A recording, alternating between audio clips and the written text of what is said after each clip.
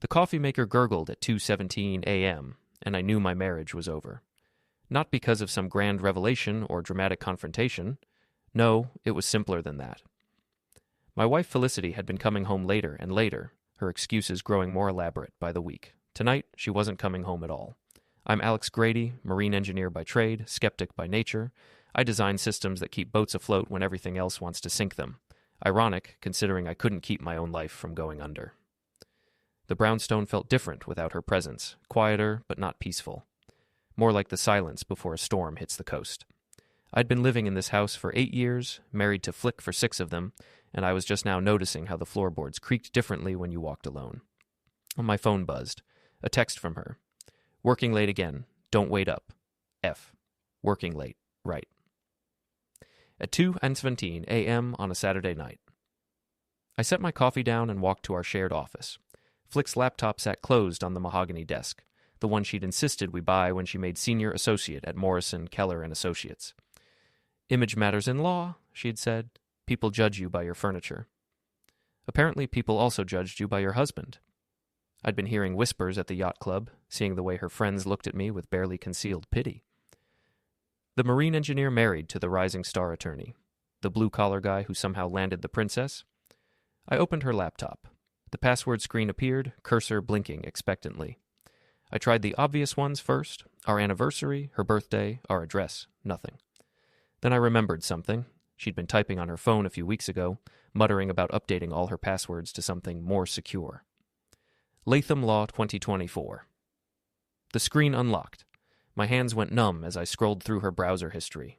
Hotel bookings, restaurant reservations for 2, a jewelry store website with a men's watch in the cart.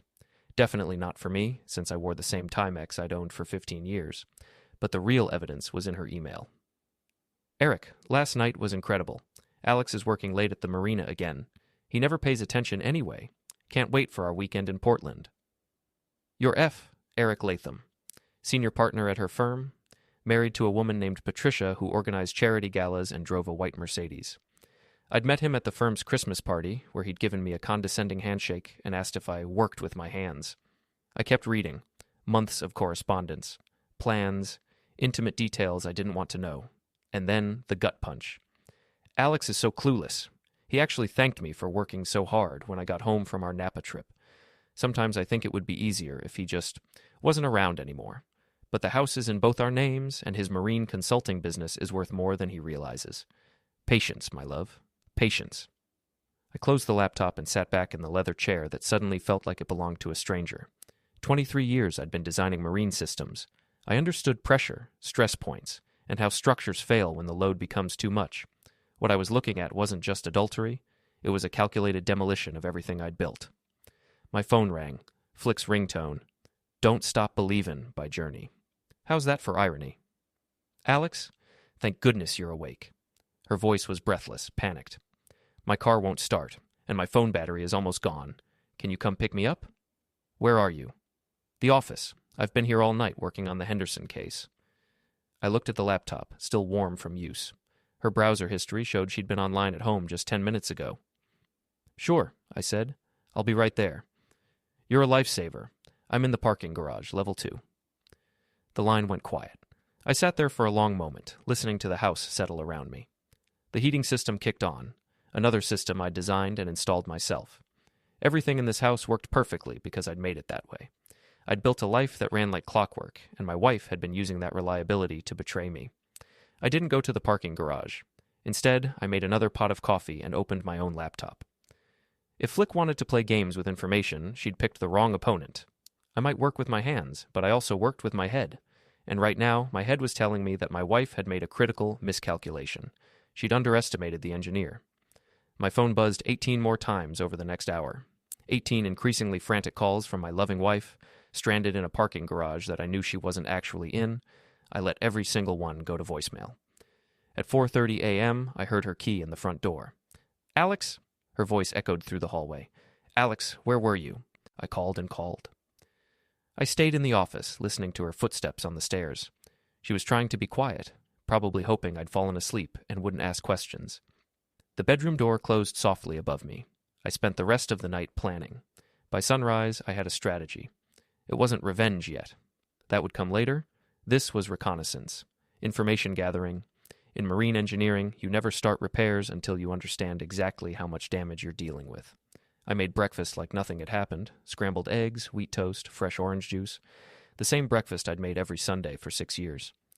When Flick came downstairs at 8:30, she looked tired, but not guilty. She'd had practice. "Morning, honey." She kissed my cheek, and I smelled expensive cologne that wasn't mine. "Sorry about last night. My phone completely gave out, and then I couldn't find you anywhere." "I went for a drive," I said, sliding her plate across the kitchen island. "Couldn't sleep?" "You should have called. I was worried sick." I almost laughed. Worried sick. While she was probably in some hotel room with Eric Latham, she was worried sick about me. "I'll remember that next time," I said. Before we dive deeper into this story, I have one small request. Please subscribe, drop a like, comment, and hit that hype button to boost this channel so more people can discover these incredible Reddit stories. She ate her eggs and scrolled through her phone, probably checking messages from her lover. I watched her fingers move across the screen, the same fingers that had typed those emails about wanting me gone. "I have to go into the office for a few hours," she said. "The Henderson case is really heating up." "On Sunday?" "You know how it is. Law doesn't take weekends off." I knew exactly how it was. I also knew that Eric Latham lived in a waterfront condo downtown and that his wife Patricia was visiting her sister in Boston this weekend. I'd learned a lot in my sleepless night of research. "Take your time," I said. "I'll be working on the boat engine in the garage." She kissed me goodbye, and I watched through the kitchen window as she backed her BMW out of the driveway. She turned left toward downtown instead of right toward her office. That's when I knew for certain that my marriage wasn't just over. It was about to become a war. And wars, I'd learned from my years designing systems that had to survive storms, were won by the side that understood pressure points best. I walked back to the office and opened her laptop again. This time, I wasn't just gathering intelligence, I was preparing to apply pressure. Tom Brennan had been my best friend since we were 12 years old, building model boats in his father's garage. Now he ran a private security firm and owed me more favors than either of us could count. When I called him at 9 a.m. on Sunday morning, he answered on the first ring. "Alex, what's wrong? You sound like someone stole your favorite wrench." "Worse, someone stole my wife." "Ah, hell. Come over. Bring coffee." Tom's office occupied the second floor of a converted warehouse near the old shipyard. The walls were covered with maritime charts and photographs of boats we'd worked on together over the years. He'd been a cop for 8 years before going private, and he had the kind of contacts that made things happen quietly. I handed him a cup of coffee and sat down in the worn leather chair across from his desk. "I need information on Eric Latham, senior partner at Morrison, Keller and Associates." "The guy screwing your wife? How did you—" "Alex, I've been watching you two at social events for months. She lights up around him like a Christmas tree, and you look like you're attending your own funeral. I was wondering when you'd figure it out." I showed him the printed emails. Tom read them slowly, his expression growing darker with each page. "Son of a gun," he muttered. "She's not just cheating, she's planning." "That's what I thought. What can you find out about Latham?" "Give me 24 hours. But I can tell you right now, guys like him always have skeletons. The question is how deep we want to dig." "As deep as it takes." Tom leaned back in his chair. "Alex, I have to ask, what's the end game here? You want to save your marriage or end it?" I thought about Flick's words. Sometimes I think it would be easier if he just wasn't around anymore. I want to make sure that when this is over, she understands exactly what she threw away. Revenge, then. Justice. Same thing when it's personal. Tom stood up and walked to his filing cabinet. "I'll make some calls. In the meantime, you need to be smart about this. Don't change your routine. Don't let her know you're suspicious. Can you do that?" "I'm an engineer, Tom. I can fake anything for as long as it takes." He handed me a small device that looked like a phone charger. "Plug this into any USB port in your house. It'll monitor all network traffic, emails, texts, browser history, everything. Legal, since it's your house and your network." I pocketed the device. "What about Latham?" "Leave him to me, but Alex, once we start this, there's no going back. You sure you want to open this door?" I thought about coming home to an empty house for the rest of my life, about the pity in people's eyes at the yacht club, about Flick's laugh when she read messages from her lover. "The door's already open, Tom. I'm just deciding whether to walk through it or slam it shut." By Monday morning, I had the network monitor installed and running.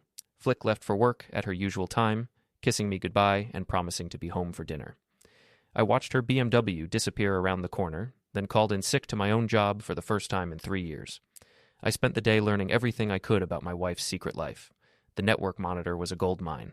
Every email, every text message, every website visit flowed through my laptop in real time. I watched her coordinate lunch plans with Eric, saw her book a hotel room for the following weekend, read her complaints to her friends about my boring conversation and predictable routine.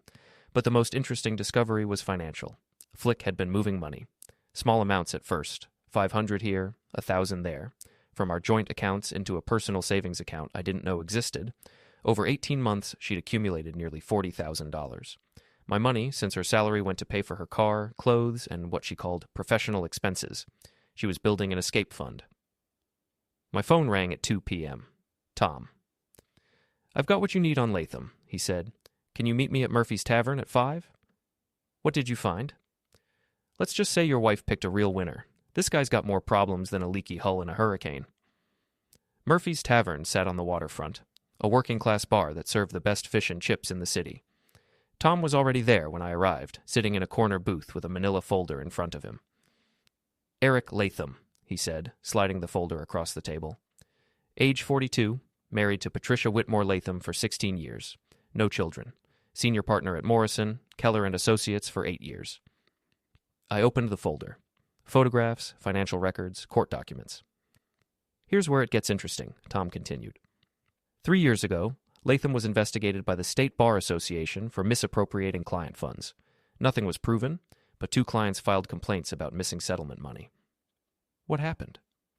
The complaints were withdrawn. Mysteriously. Both clients suddenly decided they'd made mistakes in their accounting. I studied a photograph of Latham leaving a restaurant with a woman who wasn't his wife or Flick. He's done this before. Multiple times. I found evidence of at least 4 affairs over the past 5 years.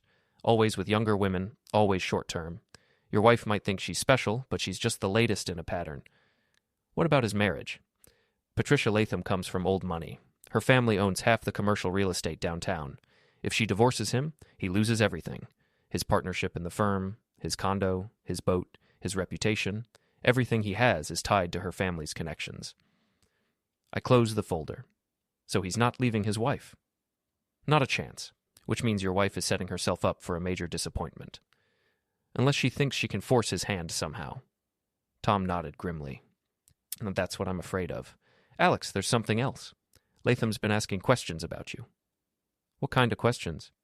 Your business, your assets, your habits. He hired a private investigator last month to do a background check. The pieces clicked into place. Flick wasn't just planning to leave me. She was planning to take everything I had, and she was using Latham's resources to do it. They're building a case, I said. That's my guess. Probably trying to find grounds for a divorce that would leave you with nothing. Adultery laws in Maine are complicated, but if they can prove you were neglectful or abusive... I've never touched her, never even raised my voice. Doesn't matter. In family court, perception is reality, and Latham knows how to manipulate perception. I finished my drink and stood up. Tom, I need you to do something for me. Name it. I want to hire the same investigator Latham used. Tell him I'm suspicious about my wife and want her followed. Alex, that's brilliant. If Latham's investigator finds evidence of the affair, Latham can't use it without admitting he hired surveillance on his own lover. It neutralizes whatever they're planning. Tom grinned. You know what? You might actually be good at this. I drove home through the evening traffic, my mind working through possibilities and contingencies. Flick's BMW was already in the driveway when I pulled up. She'd beaten me home for the first time in weeks. She was in the kitchen, cooking dinner. Actually cooking, not just reheating takeout or opening a bottle of wine and calling it a meal. Hey, honey, she said, stirring something that smelled like her grandmother's beef stew. How was work? Fine. This is a surprise. I realized I haven't been taking care of you lately. I've been so focused on work that I forgot about what really matters. She was trying to be the perfect wife, which meant she was feeling guilty, or she was setting me up for something, or both. It smells great, I said, kissing her cheek. She tensed slightly at the contact. We ate dinner and made small talk about our days. She asked about my current project, a custom navigation system for a luxury yacht, and seemed genuinely interested in my answers. It was almost like the early days of our marriage, and when she used to say my work was fascinating and so much more real than pushing papers around. After dinner, she suggested we watch a movie together. We settled on the couch, her head on my shoulder, and for a moment I almost forgot about the emails and the secret bank account and Eric Latham's investigation. Then her phone buzzed. She glanced at it quickly and put it face down on the coffee table. But I'd seen enough. A text message from EL with a heart emoji. "Who was that?" I asked. "Just work stuff. I'll deal with it tomorrow." She snuggled closer to me, and I realized this was all performance. The dinner, the movie, the affection. It was all designed to make me feel secure while she planned my destruction. But two could play that game. "Flick," I said, stroking her hair. "I love you. You know that, right?" "Of course I do. I love you too." The words came so easily to her. I wondered how long she'd been practicing them. That night, after she fell asleep, I sat in the office and watched the data flow through my network monitor. She'd sent 3 more messages to Eric after I went to bed, all from her phone while lying next to me. "Dinner went well. He suspects nothing. Can we move up the timeline? Patricia leaves for Europe next month. That's our window. I can't wait to be free of this charade. See you tomorrow, my love." I printed the messages and added them to my growing file. Then I opened my own laptop and began typing an email to Tom. Change of plans. We're not just gathering information anymore. It's time to start applying pressure. Because if there's one thing I'd learned in 23 years of marine engineering, it's that every system has a breaking point, and I was about to find theirs. The Ocean View Yacht Club's annual charity gala was the social event of the season, where the city's elite gathered to write tax-deductible checks and gossip about each other's scandals.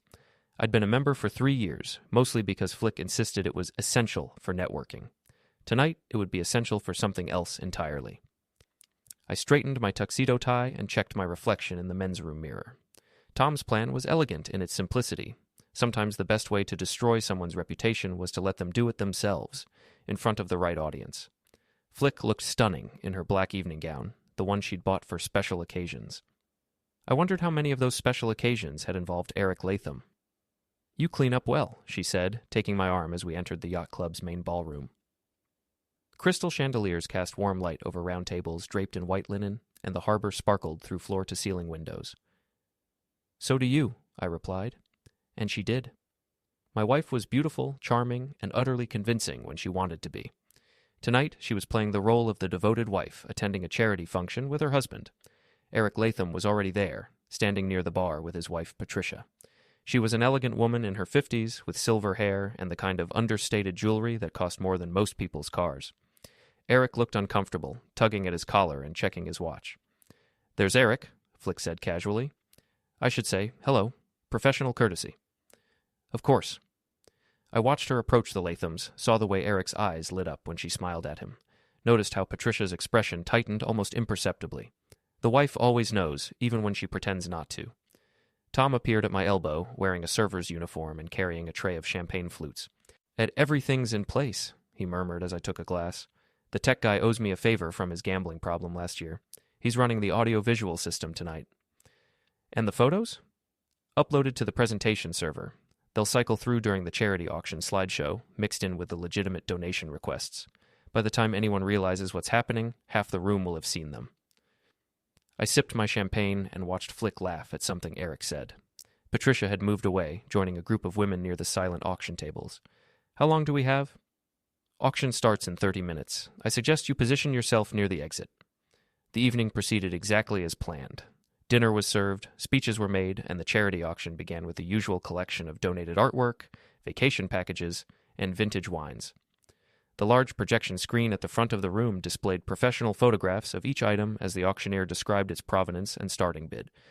I'd positioned myself at a table near the back, with a clear view of both the screen and the Latham table. Flick sat next to Eric, their chairs closer together than necessary.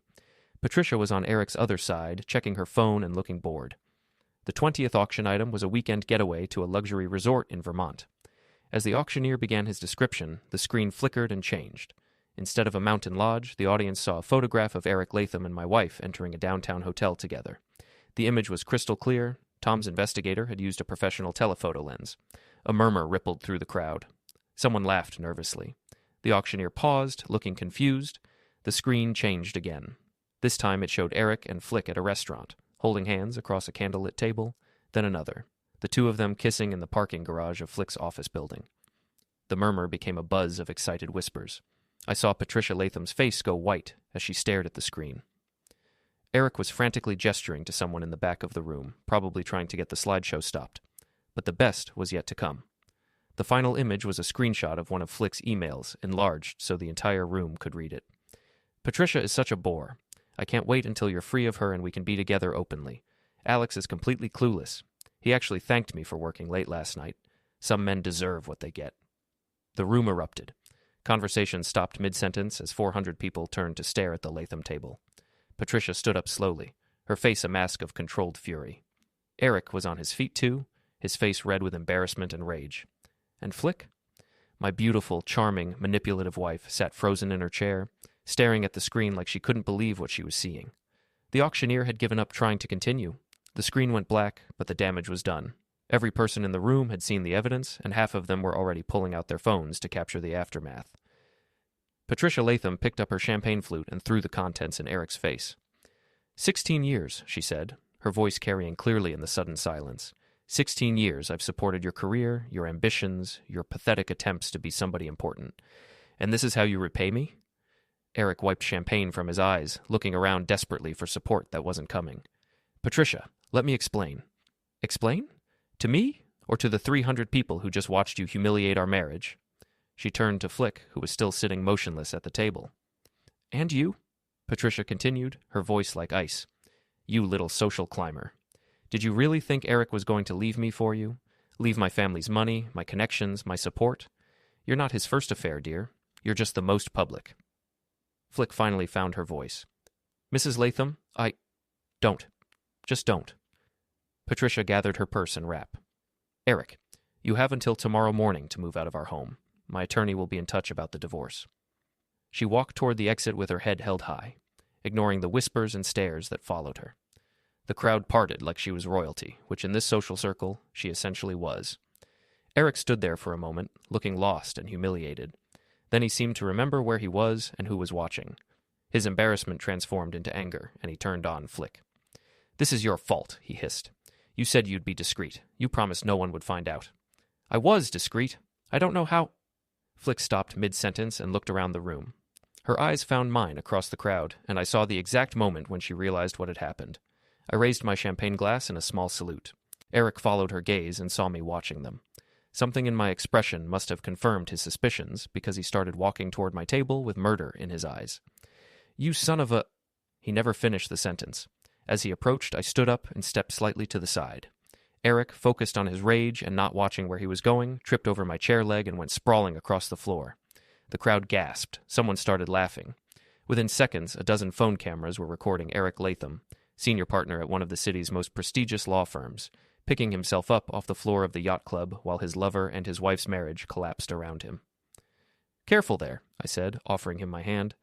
These floors can be slippery. He slapped my hand away and got to his feet without help. His tuxedo was wrinkled, his hair was messed up, and his dignity was in tatters. This isn't over, he said quietly, so only I could hear. Yes, it is, I replied. You just don't know it yet. Security arrived to escort Eric from the building. As they led him away, I heard him shouting something about lawsuits and consequences, but his words were lost in the buzz of excited conversation that filled the room. Flick was still sitting at the table, staring at her hands. People were pointing at her, whispering behind their hands, taking photos.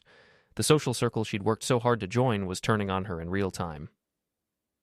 I walked over and sat down beside her. Ready to go home? I asked politely. She looked at me with tears in her eyes. How could you do this to me? I didn't do anything to you, Flick. I just made sure people could see what you were already doing. You've ruined everything. No, I said, standing up and offering her my arm.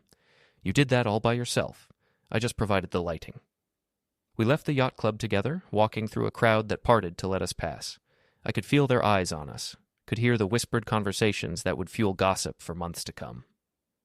In the parking lot, Flick finally broke down. How long have you known? She asked. Long enough. Are you going to divorce me? I looked at my wife, really looked at her, even crying, even humiliated. She was still beautiful. But beauty without loyalty was just decoration, and I'd never been much interested in decorative things. That depends, I said, opening her car door. On what? On whether you're smart enough to make this easy, or stupid enough to make it complicated. She got in the car without another word. As I drove us home through the quiet streets of our neighborhood, I realized that the evening had gone better than I'd hoped. Eric Latham's career was finished. His marriage was over, his reputation was destroyed, and his affair with my wife was now public knowledge among everyone who mattered in their professional circles. But I wasn't done yet.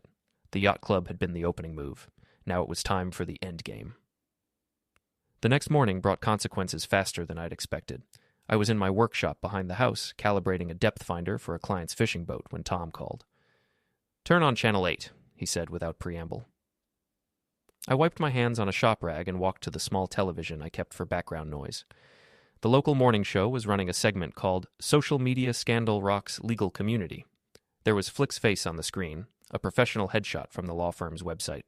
The anchor was discussing allegations of impropriety and questions about professional conduct, while footage from last night's yacht club disaster played in the background. "Someone recorded the whole thing," Tom said. "It's all over social media. The video has 50,000 views already." I watched Eric Latham trip over my chair in slow motion, his face a mask of rage and humiliation. The camera caught every detail, his wrinkled tuxedo, his messed-up hair, the champagne stain on his shirt from Patricia's dramatic gesture. What about the law firm? Morrison, Keller, and Associates released a statement an hour ago. Eric's been placed on administrative leave pending investigation. Your wife hasn't been mentioned yet, but give it time. The news segment ended with a promise to follow this developing story. I turned off the television and went back to work, but my mind was elsewhere. Flick had left early this morning without saying goodbye. Her car was gone when I got up, and she hadn't answered my texts. I knew she was probably at the office, trying to do damage control, but some fires can't be extinguished once they start spreading. My phone rang again. This time it was a number I didn't recognize. "Mr. Grady, this is Jennifer Walsh from the Portland Herald.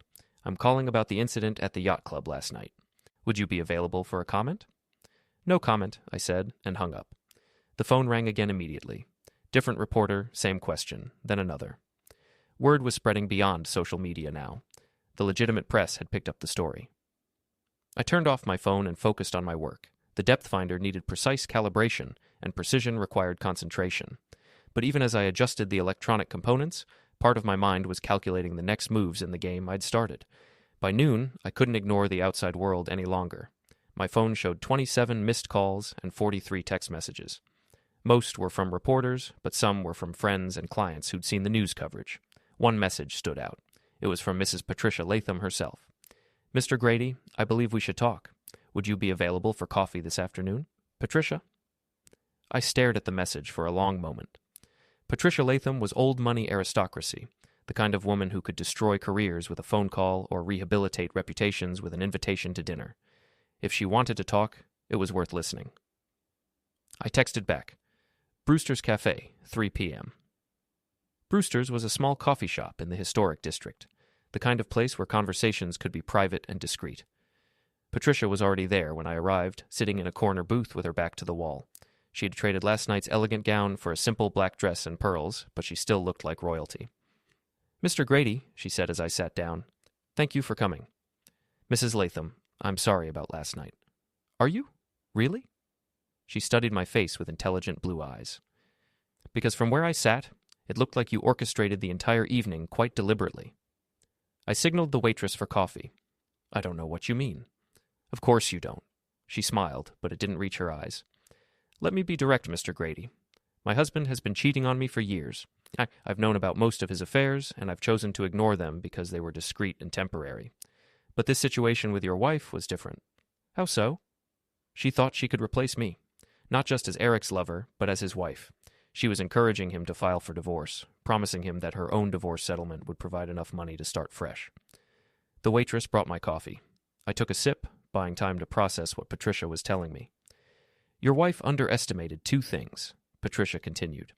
"First, she underestimated how much Eric needs my family's connections to maintain his lifestyle and career. Second, she underestimated you. I'm just a marine engineer who managed to destroy both their reputations in a single evening, using nothing but their own evidence against them. That's not the work of just anything, Mr. Grady.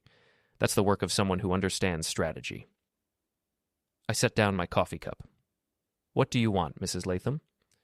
"I want Eric to lose everything, his career, his assets, his social standing, everything he values more than our marriage. and I believe you want the same thing for your wife. So you're proposing an alliance? I'm proposing efficiency. We both want the same outcome. Working together, we can achieve it faster and more thoroughly than working separately. She reached into her purse and pulled out a manila envelope. Eric's financial records for the past 5 years, she said, sliding the envelope across the table, including evidence of the client funds he misappropriated and the bribes he paid to make the complaints disappear. I opened the envelope and scanned the documents inside. Bank statements, canceled checks, email correspondence, enough evidence to destroy Eric's legal career and probably send him to prison. Why give this to me? Because if I use it directly, it looks like the revenge of a scorned wife. But if it comes from you, the wronged husband who discovered his wife's affair, it looks like civic duty. And what do you get out of it? I get to watch Eric lose everything while maintaining my dignity and reputation, the wronged wife who took the high road while her husband's victims finally got justice. I closed the envelope. What about Flick? Your wife made her choice when she decided to target my marriage. Now she gets to live with the consequences. Patricia finished her coffee and stood up. Think about it, Mr. Grady. But don't think too long. Eric is already trying to salvage his career, and your wife is probably helping him plan damage control. If we're going to act, it needs to be soon. She left me sitting in the coffee shop with a decision to make. The evidence in the envelope could destroy Eric Latham completely, but using it would cross a line from personal revenge into something more serious. I thought about Flick's emails, her secret bank account, her plans to leave me with nothing. I thought about Eric's investigation into my assets, his contemptuous handshake at the Christmas party, his assumption that I was too stupid to be a threat. I thought about the phrase Flick had used. Some men deserve what they get. By the time I got home, my decision was made. Flick's car was in the driveway, but she wasn't in the house. I found her in the backyard, sitting on the deck with a glass of wine and her phone. She looked exhausted, her professional composure finally cracking under the pressure of public humiliation. How bad is it? I asked, taking the chair across from her. Bad. She didn't look up from her phone. The partners want to see me tomorrow morning. There's talk about suspension pending investigation. Investigation into what? Professional conduct. Conflict of interest. The Bar Association is asking questions about my relationship with Eric and whether it compromised any of my cases. I almost felt sorry for her. Almost. What does Eric say? Eric isn't taking my calls. His assistant says he's unavailable for comment. Of course he wasn't. Eric Latham was a survivor, and survivors knew when to cut their losses. Flick had been useful when she was discreet and profitable, but now she was a liability. So what's your plan? I asked.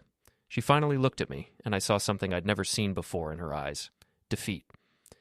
I don't have a plan, Alex. For the first time in my life, I don't know what to do next. You could try telling the truth? The truth? The truth is that I fell in love with someone who promised me a different life, and I was stupid enough to believe him. The truth is that you decided I wasn't good enough for you anymore, so you found someone you thought was better. She flinched as if I'd slapped her. That's exactly what it was, Flick. You were embarrassed by your husband, the marine engineer. You wanted to be married to a senior partner at a prestigious law firm.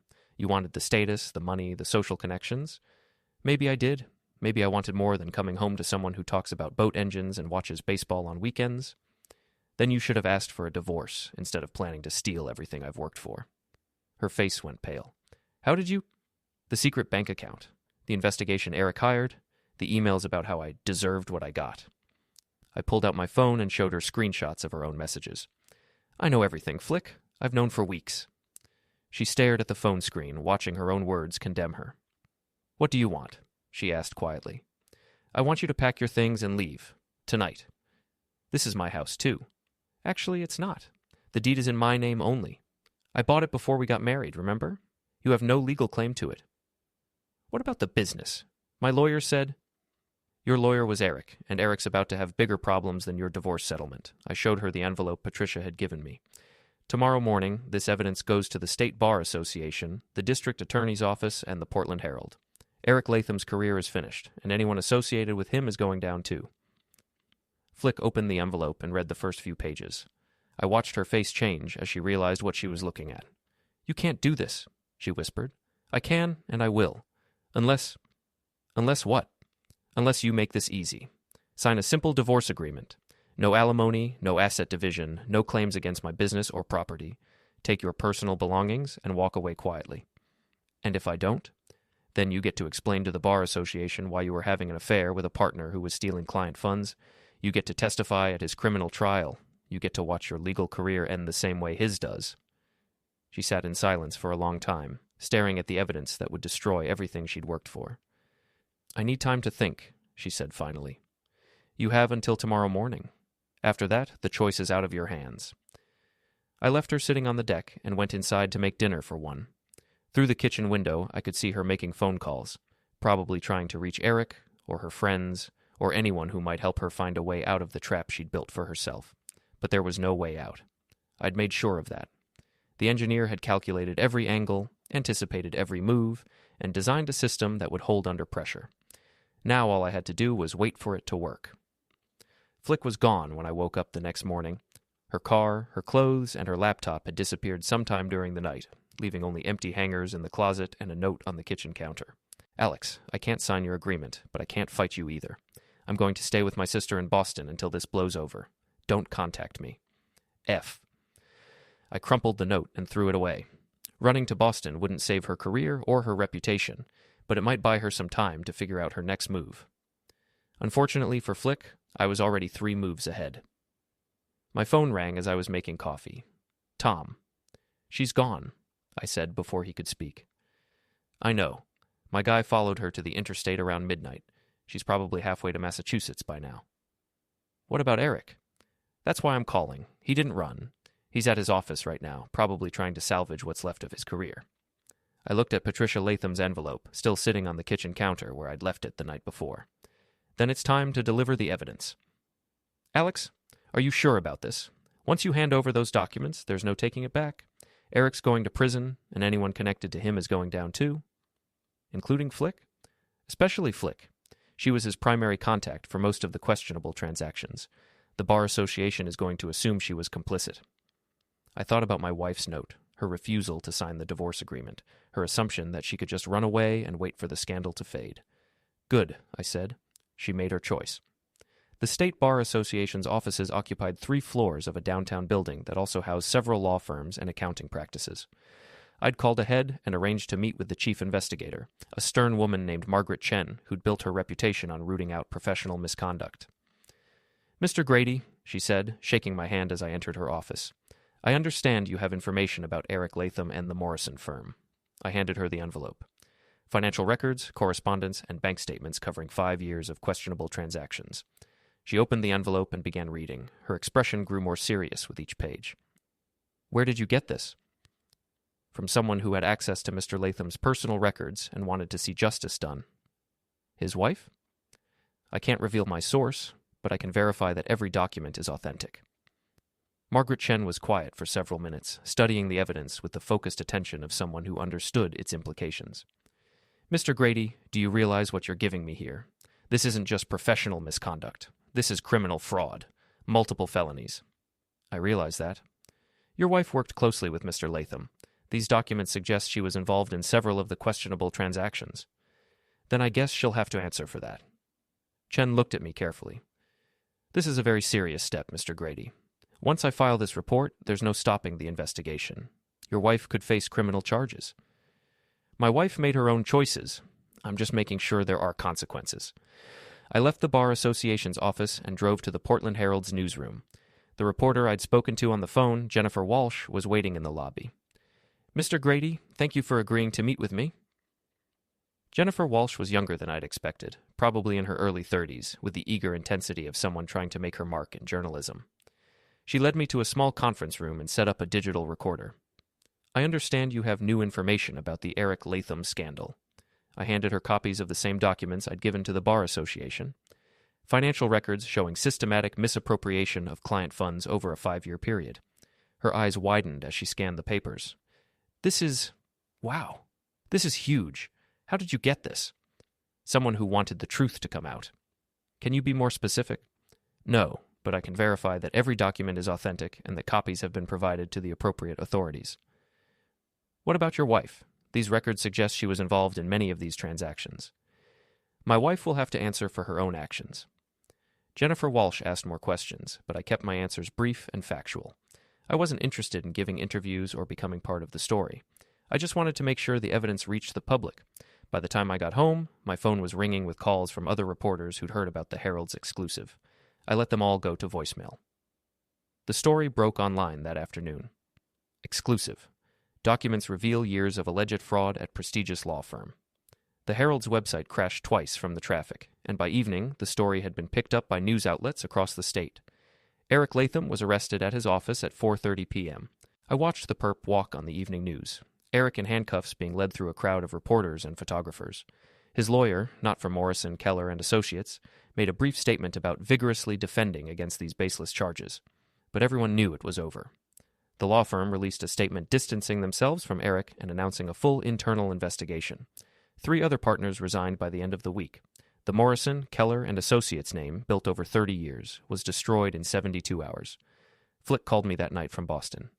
"Alex, please, you have to help me." "Help you what?" "The Bar Association wants me to come in for questioning. They're saying I could be charged as an accessory." "Could be?" "Flick, you were Eric's point person on most of those transactions. You signed the documents, transferred the funds, communicated with the clients. You weren't an accessory, you were a co-conspirator." "I didn't know what Eric was doing. I thought those were legitimate legal fees." "Then you should have no problem explaining that to investigators." "Alex, please. I know I hurt you, but you can't let them destroy my life over this." "I'm not destroying your life, Flick. I'm just refusing to help you cover up what you've already done. If you testify on my behalf, tell them I was manipulated." "Were you manipulated when you opened that secret bank account?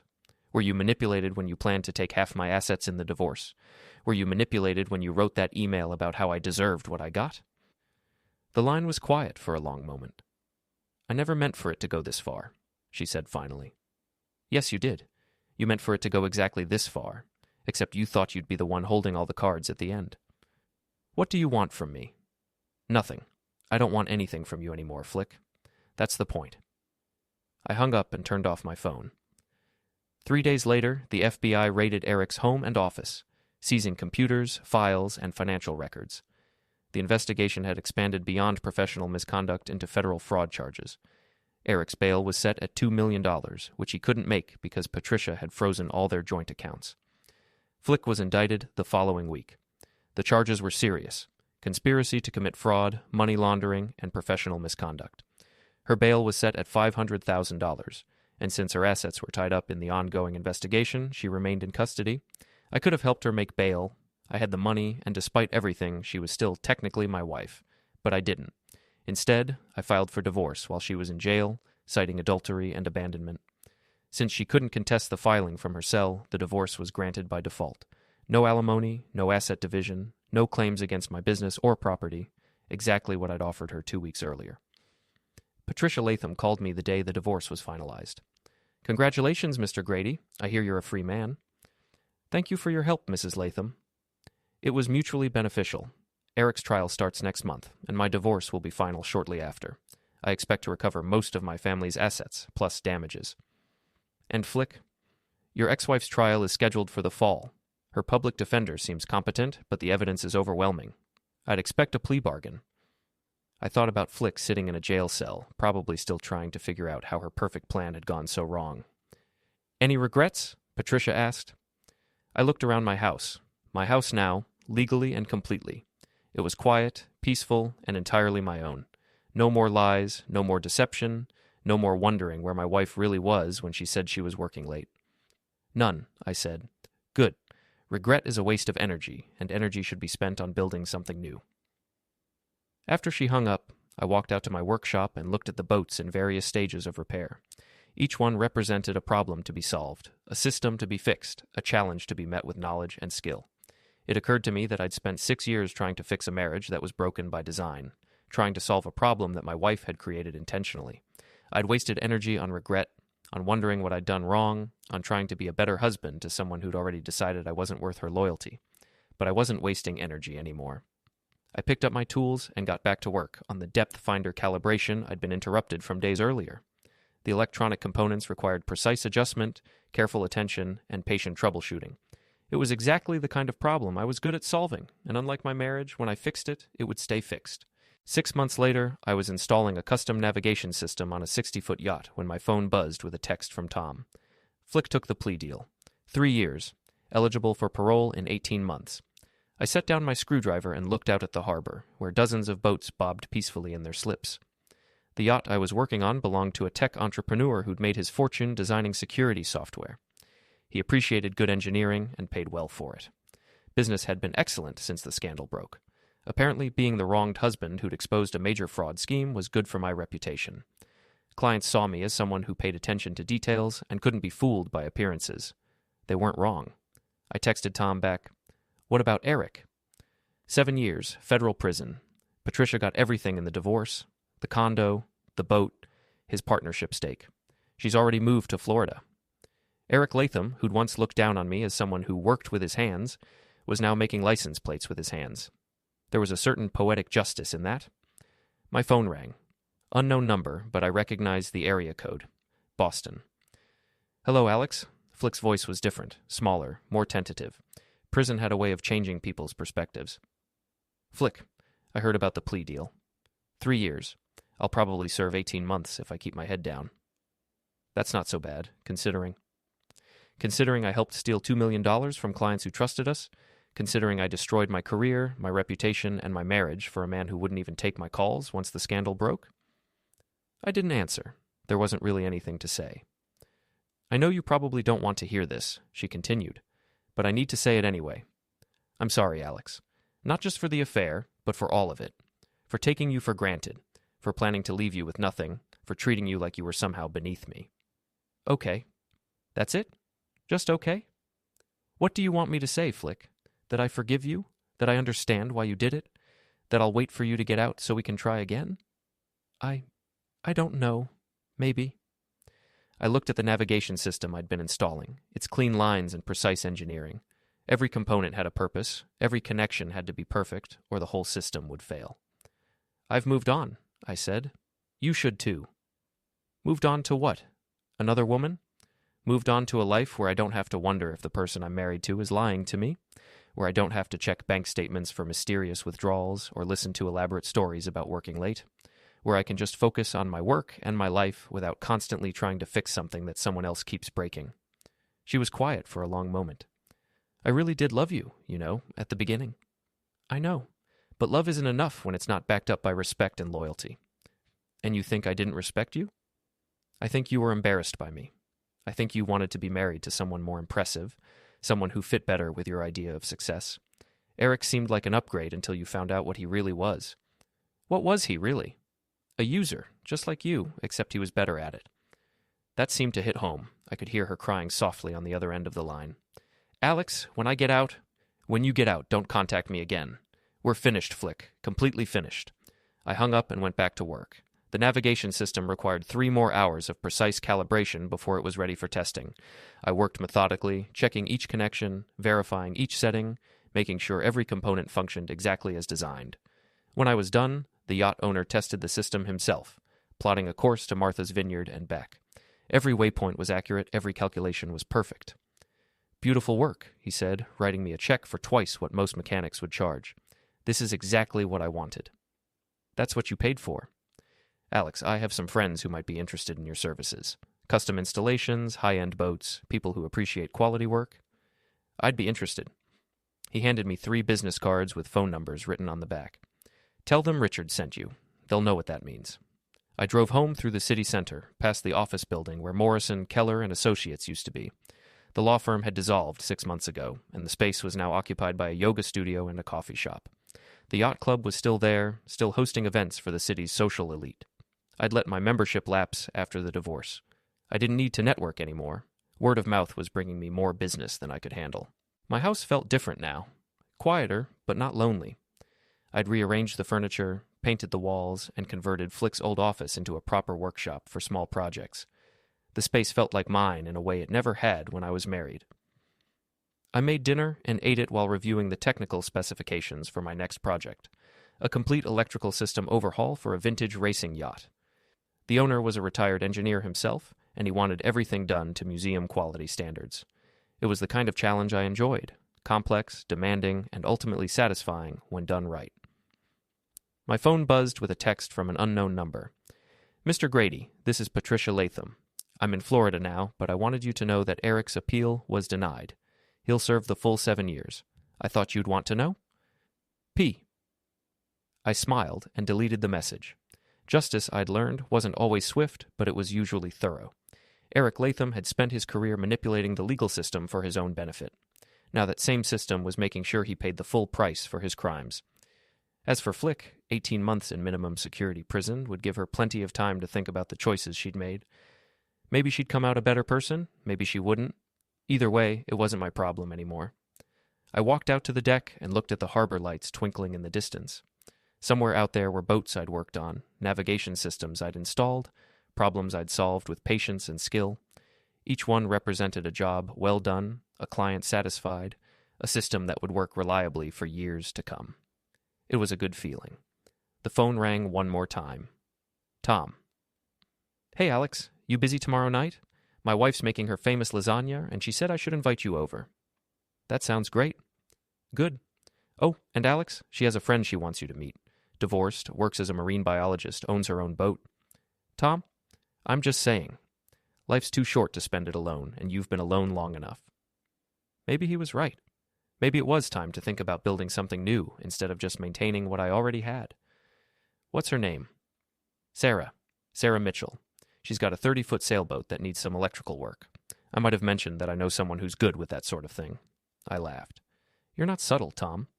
Subtle is overrated. Dinner's at 7.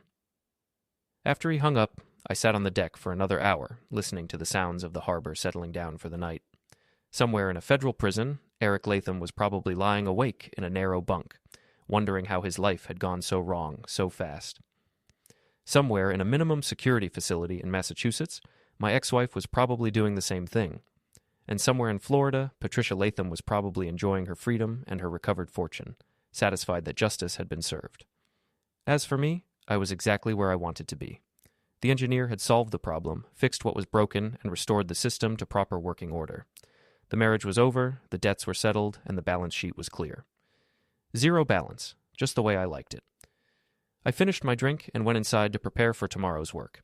There were boats to fix, systems to install, and problems to solve. And maybe, if Tom's wife was as good a matchmaker as she was a cook, there might be something new worth building. But that was tomorrow's project.